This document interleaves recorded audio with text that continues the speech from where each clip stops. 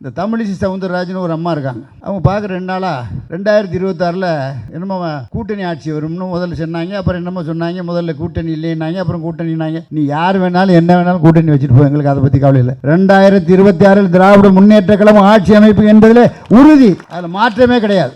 2026 திராவிட முன்னேற்ற கழகம் தான் ஆட்சி அமைக்க நம்முடைய தமிழக முதல்வராக தலைவர் தான் வருவார். அதற்கு பின்னாலே உதயநிதி வருவார். இந்த தமிழிசை சவுந்தரராஜனுக்கு கொண்டு நான் சொல்லிக் கொள்வேன், எத்தனை கோயில் குன்னக்குடிக்கு அன்னக்காவடி எடுத்தாலும் சரிதான், நீங்க நிச்சயமா ஜெயிக்க முடியாது. கொட்டுகின்ற மலையில் ராபின்சன் பூங்காவில் பேரறிஞர் அண்ணா அவர்கள் நம்முடைய இயக்கத்தை தொடங்கிய தாய் கழகமான திராவிட முன்னேற்ற கழகத்தை மெட்டாமராசுகள், பட்டாக்காரர்கள், பெருந்தனக்காரர்கள், ஆலய அதிபர்கள், தொழிலதிபர்கள் இவர்களெல்லாம் எதிர்த்துத்தான் அன்றைக்கு திராவிட இயக்கத்தை பேரறிஞர் அண்ணா அவர்கள் தொடங்கினார்கள். அவர் வழியிலே நின்று தேர்தலெல்லாம் வென்ற நம்முடைய தலைவர் கலைஞர் அவர்கள் மிகச்சிறந்த ஆளுமைமிக்க தலைவராக தமிழ்நாட்டிலே பணியாற்றினார். அதே வழியிலே இன்றைக்கு நம்முடைய முதல்வர் தளபதியார் அவர்களும் இன்றைக்கு பணியாற்றுகின்ற ஒன்றிய அரசு எதிர்த்து போராடுகின்ற காலம் தமிழ்நாட்டிற்குரிய பொற்காலம் என்று நான் நினைக்கின்றேன்.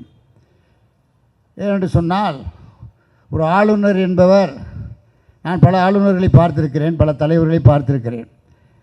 தொண்டு செய்து பழுத்த பழம் துயதாடி மார்பில் விழும் மண்டை சுரப்பை உலகம் தொழும் மணக்கோகையில் சிறுத்தை எழும் என்று பெரியார் அவர்களை பற்றி கேள்விப்பட்டிருக்கிறேன், நான் பார்த்தது கிடையாது. ஆனால் அண்ணா அவர்களோடு நான் நெருங்கி பழகியிருக்கிறேன், நம்முடைய பேராசிரியரோடு பழகியிருக்கிறேன், நம்முடைய பெருந்தலைவர் நம்முடைய அருமை தலைவர் கலைஞரோடு 3 ஆண்டு காலம் நான் பழகிறோன். ஆனால் தளபதியார் அவர்கள், நீங்கள் இந்த இயக்கத்திற்கு வர வேண்டும், அவர் அன்போடு எல்லோரையும் அரவணைக்கின்ற ஒரு மாபெரும் தலைவராக இன்றைக்கு வந்திருப்பதுதான் மிகப்பெரிய மகிழ்ச்சி. என்னை அழைக்கின்ற பொழுது நான் சொன்னேன், என்னத்தை நான் வந்தேன் உங்களிடத்தில் என்று சொன்ன பொழுது அவர் சொன்னார், 3 ஆண்டு காலம் தலைவரோடு நெருங்கி பழகினீர்கள், என்னோடு வந்து பாருங்கள் என்று சொல்லி அழைத்து வந்த பெருமை அவருக்கு உண்டு. இன்றைக்கும் அப்படி நடந்து கொள்கிறார். அந்த அளவில் அவர் மனிதநேயமிக்க தலைவராக இன்றைக்கு அவர் வருவதிலே ஒன்றும் ஆச்சரியம் இல்லை. நம்முடைய சேகர் பாபு அவர்கள் 7000 ஏக்கருக்கு மேலே கோவில் நிலங்களை இன்றைக்கு கையகப்படுத்தி இருக்கிறார். 7000 ஏக்கர் சாதாரண இடம் இல்லை, எத்தனையோ கோடிக்கணக்கான 4000 கோடி ரூபாய்க்கு மேலே மதிப்புள்ள சொத்துக்கள். இன்னும் நிறைய கோயில்களுக்கு கும்பாபிஷேகம். அறநிலையத்துறை ஒரு பொற்கால துறையாக இன்றைக்கு நடைபெற்று கொண்டிருக்கிறது.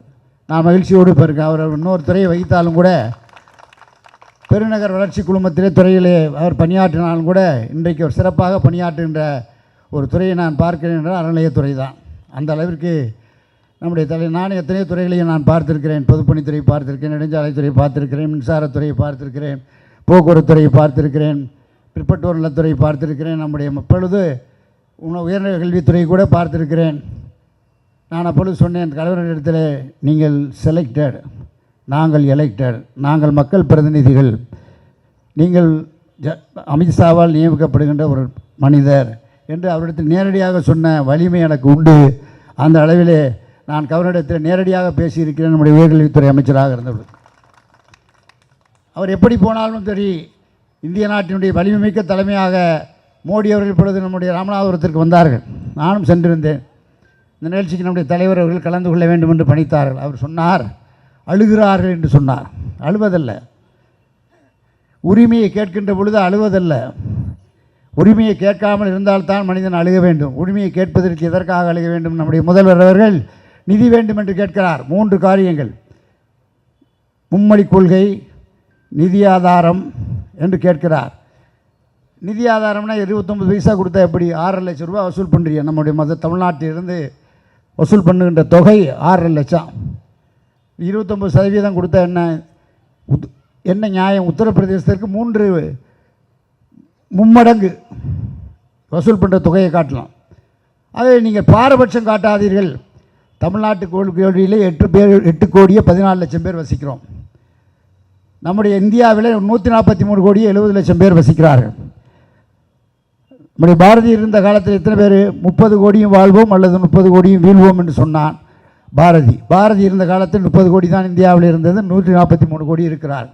ஆக தொகுதி சீரமைப்பு என்று வருகின்ற பொழுது 543 எம்பிக்களுக்கு பதிலாக 800 எம்பிக்களை கொண்டாடுவோம். நாங்கள் வடக்கே இருக்கின்றவர்களை வைத்துக்கொண்டு ஆட்சி நடத்துவோம், தெற்கே நடுங்கி நம்முடைய மொழிகள் தேவையில்லை என்று சொன்னார். சொல்லுகின்ற ஒன்றிய அரசை எதிர்த்துத்தான் இப்பொழுது போர். அமைச்சர் பதவி என்பது தோளிலே போட்டிருக்கிற துண்டு. நம்முடைய பேரறிஞர் அண்ணா அவர்கள் சொன்னார்கள், கட்சி என்பது இடுப்பிலே கட்டியிருக்கிற வேஷ்டி. அண்ணா அவர்கள் சொன்னதுபடி தோளிலே போட்டிருக்கிற துண்டுகளை உதறிவிட்டு கட்சியில் இறங்கி பணியாற்றுகின்ற ஒரு வாய்ப்பை நம்முடைய முதல்வர் தருவாரானால் நிச்சயமாக இதை செய்வதற்கு தயாராக இருக்கிறோம். 53 ஆண்டு காலம் அரசியலில் வாழ்க்கையில் வாழ்ந்தாகிவிட்டது. 15 தேர்தல் 12 தேர்தலில் வெற்றி பெற்றிருக்கிறோம். 4 தேர்தலில் தோல்வி அடைந்திருக்கிறோம். அதை பற்றி கவலை இல்லை. ஆனால் வெற்றி தோல்வி என்பது இயற்கையில் வருவது. ஆனால் தன்மானம் ஒன்றுதான் நிலைத்து நிற்பது என்பதை மாத்திரம் நம்முடைய முதல்வர் அவர்கள் மனதிலே வைத்திருக்கிறார்கள். அப்படிப்பட்ட தன்மான உணர்ச்சியோடு இன்றைக்கு அரசு அமைப்பிலே பணியாற்றி கொண்டிருக்கிறோம். அந்த அளவிற்கு நம்முடைய சேகர்பாபு அவர்கள் நம்முடைய சட்டமன்றத்தில் பேசுகின்ற பொழுது திருப்பி சொல்லுவார் சில விஷயங்களை. அப்பொழுது கூட சில பேர் சொல்வார்கள், என்ன திருப்பி சொல்கிறாரே என்று. நான் சொல்வேன், நீங்கள் அழுத்தி சொல்கிறார் என்று அதை ஒரு தடவை கவனியுங்கள் என்று நான் சொல்வேன். பக்கத்தில் இருப்பவர் அமைச்சர் எடுத்தது. அப்பொழுதுதான் அவருடைய சொல்லுவார் என்ற விஷயம் புரியும். அவர் எவ்வளோ பேருக்கு சாப்பாடு போடுறோம், என்னென்ன மாதிரி பெரியாருடைய நெஞ்சிலே தைத்த முல்லை எடுத்தவர் நம்முடைய தலைவர் கலைஞர் அவர்கள். அனைத்து சாதியினரும் அர்ச்சகராகலாம் என்ற உணர்வினை கொண்டு வந்தவர் நம்முடைய தலைவர் கலைஞர் அவர்கள். அவருடைய வழியிலே இன்றைக்கு நம்முடைய தளபதி அவர்கள், அவருடைய வழியிலே நம்முடைய சேகர்பாபு அவர்கள். ஆக இப்படி அனைத்து துறைகளிலும் இன்றைக்கு தன்மானத்தை, ஒரு கவர்னரை எதிர்த்து ஒரு சுப்ரீம் கோர்ட்டுக்கு போகிறோம்னா பொறுமை தேவை. இப்போ எத்தனை வருஷம் ஆச்சு? 4 வருஷம் ஆச்சு. 4 வருஷம் நாங்கள் கூட என்ன ஒரு வைஸ் சான்சலர் நியமிக்கிறதுக்கு 4 வருஷம் ஆகுது. ஏற்கனவே இருந்த முறையைத்தான் நம்ம கேட்குறோம், ஒன்றும் புதுசாக ஒன்றும் கேட்கல. இன்றைக்கி கூட துணை ஜனாதிபதி பெருசாக பேசியிருக்கார். அவருடைய கூட்டை நான் மறுக்கிறேன். பத்திரிகை நண்பர்கள் இருந்தால் எழுதி கொள்ளலாம். துணை ஜனாதிபதியாக இருந்தாலும் யாராக இருந்தாலும் சுப்ரீம் கோர்ட்டுக்கு சொல்கிறது தான் கேட்கணும். சுப்ரீம் கோர்ட் என்பது ஒடுக்கப்பட்ட பிற்படுத்தப்பட்ட சமுதாய மக்களுக்கு ஏற்படுத்தப்பட்ட ஒன்று. இங்கே ஆளுகின்றவர்கள் ஒடுக்கப்பட்ட மக்கள், பிற்படுத்தப்பட்ட மக்கள், பட்டியல மக்கள், ஆதி திராவிடர்கள், இஸ்லாமியர்கள், கிறிஸ்தவர்கள், அருந்ததியர்கள் என்று பல்வேறு தரப்பட்ட மக்கள் இருக்கிறார்கள். அவர்களுக்கு நியாயம் கிடைக்க வேண்டுமென்றால் உச்ச நீதிமன்றத்திற்கு போக வேண்டும். ஆக உச்சநீதிமன்றம் தான் உயர்ந்த பதவி. வைஸ் பிரசிடென்ட் யாரால் தேர்ந்தெடுக்கப்படுகிறார்? இங்கே இருக்க எம்எல்ஏக்களால். பிரசிடென்ட் யாரால் தேர்ந்தெடுக்கப்படுகிறார்? இங்கே இருக்கிற எம்எல்ஏக்களால். ஆக எம்எல்ஏக்கள் மாத்திரமல்ல, இந்த நாட்டிலே 143 கோடி மக்கள் இருக்கிறார்கள் என்று சொன்னார். 143 கோடி மக்களுக்கும் நியாயம் வழங்குகின்ற ஒரு உரிமையான இடம்தான் உச்சநீதிமன்றம். ஆகவே தான் நம்முடைய உச்சநீதிமன்றத்திற்கு செல்ல வேண்டும் என்று நம்முடைய முதல்வர் உரிமையை மேற்கொண்டு இன்றைக்கு தமிழ்நாட்டினுடைய உரிமையை நிலைநாட்டி இருக்கிறார். தமிழ்நாட்டு நிலைநாட்டது மட்டுமில்லை, எல்லா முதலமைச்சருக்கும் வழிகாட்டியாக நம்முடைய முதலமைச்சர் இருக்கிறார் என்பதை மாத்திரம் நீங்கள் நினைவில் வைத்துக்கொள்ள வேண்டும். அனைத்து மாநிலங்களுக்கும் இன்றைக்கு நியாயம் கிடைத்திருக்கிறது, நீதி கிடைத்திருக்கிறது. ஆகவே தான் ஒரு கவர்னர் என்பது ஆட்டுக்கு தாடி அவசியமா என்று கேட்டார் அண்ணா அவர்கள் கவர்னரை பற்றி. அண்ணா கேட்டது ஒரு பேர் இருக்கட்டும், ஆட்டுக்கு தாடினா நம்ம கூட என்னத்துக்கு கவர்னர்லாம் என்னத்துக்கு? லக்ஸூரியஸ் ஜாப், வசதி படைத்தவர்கள் இருக்க வேண்டிய இடத்துல இருக்க வேண்டியதில்லை. எவனாவது ஒரு உருப்படிக்கு இல்லாதவனு தான் கவர்னராக போடுறது. இல்லை ஒரு அரசாங்கம் வந்தால் அங்கே தோற்று போய் இங்கே தோற்று போய் அங்கே நிகழ்ச்சியில் ஒன்றும் பண்ண முடியாமல் ஒன்றும் மக்கள் மத்தியில் செல்வாக்கு இல்லாமல் இழந்தவர்களை தான் கவர்னராக போடுறது. அது எல்லா அரசாங்கம் வரும்போதும் கவர்னருடைய பொறுப்பு. ஏதோ பேருக்கு வச்சுருக்காங்க. இந்தியாவிலே அந்த காலத்து அரசியலமைப்பு சட்டத்தில் நாம் என்ன சொல்கிறோம்னா, அந்த பதவி இருந்துட்டு போட்டும் இல்லாமல் போட்டும் அது வேறு விஷயம். ஆனால் அரசியலமைப்பு சட்டப்படி ஒரு ஆட்சி நடத்த வேண்டும் என்று மத்திய அரசு, நம்ம ஒன்றிய அரசு ஞான் சொன்ன union of government, union of states, எல்லா ஒன்றியங்களும் நம்முடைய மாநிலங்களும் சேர்ந்தது தான் ஒரு ஒன்றிய அரசு. இங்கே பலதரப்பட்ட மக்கள் வாழ்கிறார்கள். இந்துக்கள் வாழ்கிறார்கள், முஸ்லீம்கள் வாழ்கிறார்கள், கிறிஸ்தவர்கள் வாழ்கிறார்கள், சீக்கியர்கள் வாழ்கிறார்கள், பல்வேறுபட்ட மக்கள். இப்போ நம்ம தமிழ்நாட்டை எடுத்தால் தமிழ், ஆந்திராவை எடுத்தால் ஆந்திரா, கேரளாவை எடுத்தால் ஒரு மொழி, கர்நாடகத்தில் ஒரு மொழி, மகாராஷ்டிரத்தில் ஒரு மொழி, இப்படி பல்வேறு மொழிகள் கலாச்சாரத்தையும் கொண்ட ஒரு நாட்டில் ஒரு கட்சி ஆட்சி முறை, ஒரு கட்சி முறை என்று சொன்னால், ஒரே நாடு ஒரே தேர்தல் என்று சொன்னால் எப்படி ஏற்றுக்கொள்ள முடியும்? ஆகவே தான் நம்முடைய அரசு நம்முடைய எதிர்ப்பை தெரிவிக்கிறோம். எதிர்ப்பை தெரிவிப்பதில் தமிழ்நாடு முன்னிலையில் இருக்கிறது. அதற்கான வலிமை நம்மிடத்திலே இருக்கிறது. நம்முடைய முதலமைச்சர் அவர்கள் யாருக்கும் அஞ்சுவர் அல்ல, எவரிடத்திலும் கெஞ்சுவர் அல்ல. போற்றுவோர் போற்றற்றும், புழுதிவாரி தூற்றுவோர் தூற்றற்றும், ஏற்றமிகு கருத்தை எடுத்துச் செல்வோம், எவர் வரினும் நில்லோம் அஞ்சோம் என்ற அடிப்படையில் செயலாற்றி கொண்டிருக்கின்ற ஒரு முதல்வரை நாம் பெற்றிருக்கிறோம். ஆகவே எத்தனையோ முதல்வர் இருந்தாலும் இன்றைக்கு சிறந்த முதல்வராக நிறைய சொன்னாங்க. எப்படி உணவு கொடுத்தாரு, எப்படி உயர்கல்வியில் சிறப்பு பெற்றிருக்கிறது தமிழகம், எப்படி மாணவர்களுக்கு உதவித்தொகை கொடுத்தாரு, ஒரு நாளும் ஒரு திட்டங்கள். இன்றைக்கி கூட ஒரு திட்டத்தை அறிவிச்சிருக்காரு. நாளும் ஒரு திட்டங்கள். இந்த தமிழிசை சவுந்தரராஜன் ஒரு அம்மா இருக்காங்க. அவங்க பார்க்குற 2 நாளாக 2026 என்னமோ கூட்டணி ஆட்சி வரும்னு முதல்ல சொன்னாங்க. அப்புறம் என்னமோ சொன்னாங்க, முதல்ல கூட்டணி இல்லைன்னாங்க, அப்புறம் கூட்டணினாங்க. நீ யார் வேணாலும் என்ன வேணாலும் கூட்டணி வச்சுட்டு போ, எங்களுக்கு அதை பற்றி கவலை இல்லை. 2026 திராவிட முன்னேற்ற கழகம் ஆட்சி அமைப்பு என்பதில் உறுதி, அதில் மாற்றமே கிடையாது. 2026 திராவிட முன்னேற்ற கழகம் தான் ஆட்சி அமைக்க. நம்முடைய தமிழக முதல்வராக தலைவர் தான் வருவார், அதற்கு பின்னாலே உதயநிதி வருவார். ஆகவே இது கலைஞர் குடும்பம் அல்ல, குடும்பம் என்று சொல்லக்கூடாது, கட்சி என்று சொல்ல வேண்டும். கட்சிக்காக கஷ்டப்பட்ட குடும்பம் கலைஞர் குடும்பம். ஆகவே தான் நாம் ஏற்றுக்கொள்கிறோம். அந்த அடிப்படையிலே தான் நம்முடைய தலைவர் அவர்கள் இன்றைக்கு தன்மானமிக்க தலைவராக இன்றைக்கு இந்தியாவிலே மிளர்கிறார். எதிர்த்திருக்கின்ற ஒரே வலிமை நம்முடைய தலைவருக்குத்தான் உண்டு. நம்முடைய பிரதமர் கூட ஒரு நம்முடைய நிதியமைச்சர் சொன்னார், நான் கேட்டேன் என்று சொல்லுங்கள். ராமநாதத்துக்கு வந்தார், நான் வரும் நிதியமைச்சரும் போயிருந்தோம். அப்போ சொன்னார், நான் கேட்டேன் என்று சொல்லுங்கள் உங்களுடைய முதல்வரிடத்திலே என்று சொன்னார். முதல்வர் நீலகிரிக்கு போயிருக்காரு. அங்கே நம்முடைய மருத்துவக் கல்லூரி திறந்து வைப்புக்கு போவதற்காக சென்றிருக்கிறார் என்று நாங்கள் சொன்னோம். சரி அம்மா போகட்டும், பரவாயில்லை என்று சொல்லி அவர்களுக்கு ஒரு வருத்தம். தமிழிசை சவுந்தரராஜனுக்கெலாம் ஒரு வருத்தம் என்னென்னா, நாம் முதலமைச்சர் பிரதமர் வரும்போது முதலமைச்சர் வரணும், அது உண்மைதான். ஆனால் வரணும் என்ற கட்டாயம் கிடையாது. இட்ஸ் நாட் ஒன்றும் கம்பல்சரி ஒன்றும் கிடையாது. சட்டத்தில் அப்படி இன்னும் இருக்கா? பிரதமரை வரவேற்றால் வரவேற்கலாம், வரவேற்கட்டால் அமைச்சர் அனுப்பலாம். அதனால் நாங்கள் 2 பேர் போனோம், அமைச்சர் போனோம். நிதியமைச்சர் முதலமைச்சர் வரல, நிதியமைச்சர் வர்றாரு, நம்ம சம்மந்தப்பட்ட அமைச்சராக போயிருக்கோம். ஆகவே இந்த தமிழிசை சவுந்தரராஜனுக்கு ஒன்று நான் சொல்லிக்கொள்வேன், எத்தனை கோயில் குடிக்க அன்னக்காவடி எடுத்தாலும் சரிதான், நீங்கள் நிச்சயமாக ஜெயிக்க முடியாது. இப்போ ஈரோடு ஜெயித்தார், சுக்கிரவாண்டில் ஜெயித்தார். இந்த தலைவர் 2 இடைத்தேர்தலில் வந்துச்சு. எப்படி ஜெயித்தார்? தொண்டை முறை சரியாக தான் இருக்கான். திராவிட இயக்கத்தின் உணர்வு தான், திராவிட மாடல் ஆட்சி தான் என்று தலைவர் பின்னாடி வருவதற்கு 2 கட்சியும் தொண்டாங்க. அங்கே ஆளாக இருக்கவங்க தான் கொஞ்சம் அங்கங்கே அப்பப்போ ஃபிலிம் காட்டுவாங்க.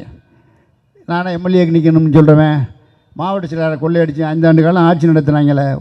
தலைவர் நல்லா கேட்டார், நான் ஊர்ந்து போய் பதவி வாங்கினேன் அப்படின்னு கேட்டார். நான் இருக்கையில், நான் அமைச்சராக இருக்கையில் எடப்பாடி சாதாரண ஆள், ஒரு எம்எல்ஏ நிற்பார். நான் மண்டை வேலை வியாபாரம் பண்ணேன், நஷ்டமாக போச்சு, ஒரு வேலை கொடுங்கன்னு கேட்பார். சரி, ஒரு ரூபாய்க்கு வேலை கொடுக்குறது, செங்கோட்டையனே கூட்டிகிட்டு வருவார். ஆக பின்னாடி திரும்பி பார்க்கணும். நடந்து வந்த பாதையை யாரும் மறந்துடக்கூடாது. நடந்து வந்த பாதையை நினைத்து பார்க்க வேண்டும். இன்றைக்கு திராவிட மாடல் அரசு இருப்பதால் தான் தமிழ்நாடு தலை நிமிர்ந்து இருக்கிறது. இந்தியாவிலே திராவிட மாடல் அரசு என்ற ஒன்று தலைவர் நடத்தி கொண்டிருக்கின்ற காரணத்தினாலே இன்றைக்கு தலை நிமிர்ந்து இருப்பதற்கு ஒரே காரணம் நம்முடைய முதலமைச்சர் அவர்கள். அவருடைய பிறந்தநாள் விழாவிலே நாம் அனைவரும் ஒன்று கூடுவோம், வென்று காட்டுவோம் என்று உங்களிடத்தை சொல்லி, நம்முடைய சிறப்பான நிகழ்ச்சி நம்முடைய எழிலரசி அவர்களும், நம்முடைய 9 மணி ஆச்சா, ஆமாம் மோகனசுந்தரம் அவர்களும், ரவி அவர்களும் மிக சிறப்பாக இங்கே உரையாற்றினார்கள். எல்லோரும் கேட்டுக்கிட்டு இருந்தான். மோகனசுந்தரம் அவருக்கே உரிய காமெடியில் பேசினார், எழிலரசி அவருக்கே உரிய பாணியில் பேசினார். ரவி 3-4 கருத்துக்களை மிகவும் மெளிவாக சொல்லிவிட்டு சினிமா துறையிலிருந்து என்னென்ன செய்தார் என்று சொன்னார்கள். நம்முடைய முதல்வர்கள் அனைத்து துறைகளுக்கும் செய்திருக்கிறார். மாற்றுத்திறனாளிகளுக்கு கூட இன்றைக்கு திருநங்கைகள் என்று பெயர் சூட்டியவரே கலைஞர் தான். திருநங்கைகள் என்று பெண்கள் ஆட்சியில் நான் உண்மையாக சொன்னாங்க. பெண்களை பற்றி ஒரே ஒரு கருத்து. நான் 91 அமைச்சராக இருந்தேன். 3 துறைகளுக்கு அமைச்சராக இருந்தேன். பொதுப்பணித்துறை, நெடுஞ்சாலைத்துறை, மின்சாரத்துறை. அப்பொழுது செக்ரட்டரியேட்டில் பார்த்தீங்கன்னா டீ குடிக்க வர்றது 70% ஆண்கள் வருவாங்க, 30% பெண்கள் வருவாங்க. இவ்வளோதான் ஒரு பெண்கள். இப்போ எப்படின்னா 70% பெண்கள் வர்றாங்க, 30% ஆண்கள் வர்றாங்க. தமிழ்நாட்டில் 53% பேர்கள் இன்றைக்கு வேலை பார்க்கிறார் பெண்கள். காரணம் என்னென்னா, நம்முடைய முதல்வருடைய ஆட்சியில் நாங்கள் கூட அன்றைக்கு பால்வளத்துறையில் ஒரு 60 பேருக்கு வேலை போட்டோம். டிஎன்சிசியில் எல்லா துறைகள்லேயும் அதில் வந்ததில் 70% பெண்கள் தான் வந்தாங்க. 30% மார்க் அதிகமாக எடுக்கிறது பெண்கள் தான் அதிகம். நம்ம பையங்கள்லாம் கொஞ்சம் ஜாக்கிரதையாக, நீங்கள்லாம் தவப்புதல் திட்டம் என்னுடைய காலத்தில் வந்தது. நான் உயர்கல்வித்துறை அமைச்சராக இருக்க நம்முடைய தலைவர் கொடுத்தார். அது சந்தோஷப்படுறேன். ஏன்னா பெண்களுக்கு புதுமை பெண் திட்டம் கொடுத்துட்டாங்க, ஏற்கனவே இருந்தது. ஆனால் தவப்புதல்வன் திட்டம் நம்முடைய தலைவர் வந்து தான் கொடுத்தார். ஏன்னா பெண்களுக்கு நிகராக ஆண்களும் வர வேண்டும் என்று விரும்புகிறவர். ஆகவே இருபாலரையும் அரவணைத்து செல்வதுதான் ஒரு அரசாட்சியினுடைய கடமை, ஒரு தலைவனுடைய கடமை என்ற கடமை நிறைவேற்றுகின்ற முதலமைச்சராக நம்முடைய முதலமைச்சர் தளபதியார் அவர்கள் இருக்கிறார்கள் என்பதை மாத்திரம் சொல்லி, அவருடைய தம்பி சேகர்பாபு இப்போ எல்லா இடத்துலையும் நடத்துகிறார். கிழக்கு மாவட்டத்தில் எங்கே பார்த்தாலும் டெய்லி விளம்பரம். நாங்களே தமிழ்நாடு முழுக்கும் போகிறோம். நான் தலைவர் கேட்டார், வடக்கே தெற்கே எவ்வளோ பேர் ஜெயிப்பீங்கன்னு.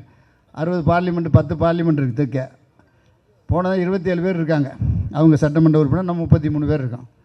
நான் சொன்னேன் இந்த தவணை 53 பேர் ஜெயிப்போம், 7 பேர் தான் கொஞ்சம் டஃப்பாக இருக்கும் அப்படின்னு. ஏன் 7 பேரும் ஜெயிக்க முடியாதா அப்படின்னு கேட்டார். 200லாம் இல்லை, நிச்சயமாக 220 சீட்டில் ஜெயிச்சிடுவோம், நீங்கள் ஒன்றும் கவலைப்படவே வேண்டாம். ஓசூர்லேருந்து கிருஷ்ணகிரி வரை எனக்கு தெரியும். கிட்டத்தட்ட 53 ஆண்டு காலம் அரசியலில் இருக்கிறேன். தெளிவாக சொல்கிறேன், நிச்சயமாக நம்முடைய தளபதி தான் இந்த நாட்டினுடைய முதலமைச்சர். 2026 தமிழ்நாடு வெல்லும், போராடும், வெல்லும். நம்ம போராடுவோம், போராடுவதற்கு தயங்குவதே கிடையாது. நான் தான் சொல்லினேன், போற்றுவோர் போற்றற்றும், புழுதி வாரி தூற்றுவோர் தூற்றற்றும், ஏற்றமிகு கருத்தை எடுத்துச் சொல்வோம், எவர் வரினும் நெல்லோம் அஞ்சோம். வணக்கம், நன்றி.